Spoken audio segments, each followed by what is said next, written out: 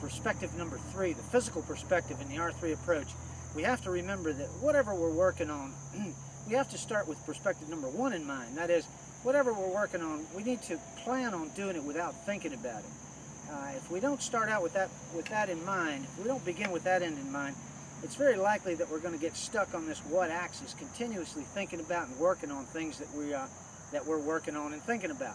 When we play golf, we have to cross that bridge, get on that how axis, and take what we've got and make it work. But since we're in the lab, let's begin talking about it.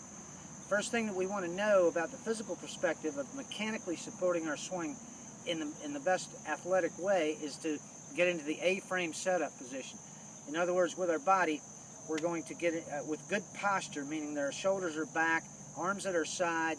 You got to have that good posture there with your shoulders back and arms at your side. And then when we take our setup position, what we'll do is from a position where we've established our grip, put the club out in front of us.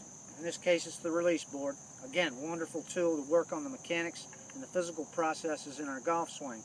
We'll get that board up in front of us as such, feet about shoulder width apart and with good posture. We'll simply tilt over at the hips until such a point we feel like we've arrived at a condition where the club is behind the golf ball. From a downline view, going to look like this. Good posture, got to get those shoulders back, arms out in front of us, keeping that back straight. We're going to tilt at the hips, feeling as though we're sticking our rear end out a little bit. Boom, hips get tilted down into a down position so that our hips and our spine are in line with one another.